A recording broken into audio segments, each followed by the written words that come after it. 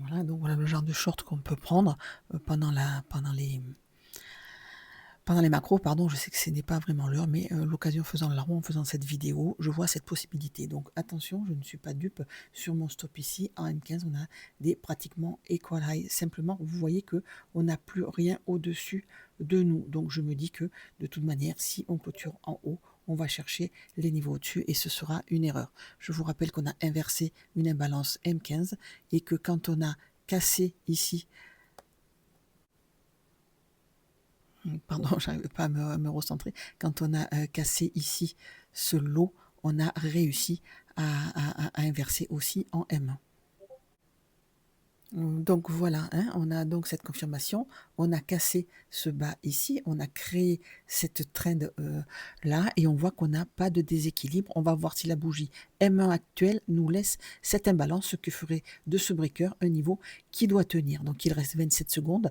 Dans 27 secondes, je mettrai sans doute ABE parce que mon entrée est au-dessus de ce breaker. Il n'y a pas beaucoup de l'eau, vous voyez, hein, c'est un tout petit trade, donc je ne vais pas prendre de partiel, tant pis.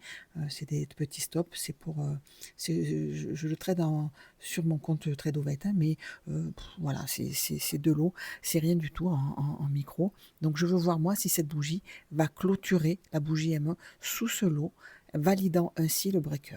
Voilà, donc on a validé ici ce breaker avec cette imbalance baissière et on voit qu'on peut maintenant se mettre à BE, hein, parce que de toute manière, ce haut doit tenir. Même celui-là, on est revenu chercher le haut de cette imbalance. C'est moins visible ici que sur un grand écran, mais on l'a pris de quelques pips. Donc voilà, le point médian à gauche de cette mèche ici, hein, peut faire un blocage. Il reste 11 minutes à la M15, ce n'est pas rien. On peut très bien avoir une prise de liquidité et remonter. Hein. Maintenant, c'est pour ça que je me suis mis à BE, parce qu'à partir de maintenant, le reste du chemin est aléatoire. J'aurais pu me mettre ici sur le point médian de ce première imbalance après l'ouverture si j'avais eu plus de volume et que j'aurais pu me prendre des partiels. Vous voyez ce que je veux dire? À gauche en M5, qu'a fait le prix? Ben là, on ne voit plus, mais il a ouvert au prix de clôture et on est remonté chercher ce market shift ici qu'on n'a pas réussi à atteindre. Et là, on est en train de prendre le bas. C'est pour cette raison que j'ai déplacé mon TP sur London Low. London Low, je vous le rappelle, qui est sur cette bougie. Donc on se rapproche un peu de ce gap d'ouverture de début de semaine, de début de, de début de session, pardon.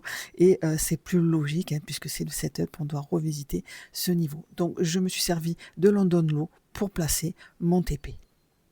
Voilà, on voit que le TP d'origine ici n'aurait pas été déclenché. Voilà, maintenant il aurait été déclenché. Le TP d'origine aurait été atteint. Donc logiquement, je devrais maintenant ramener mon stop sur ce haut, puisqu'on a cassé ce lot ici. Si on remonte chercher ce haut, ça veut dire qu'on a atteint la liquidité voulue. Et regardez, à gauche en M15, on a ici cette liquidité et ces petits equals internes qui m'interpellent. Mais encore une fois, j'ai choisi London Low comme TP.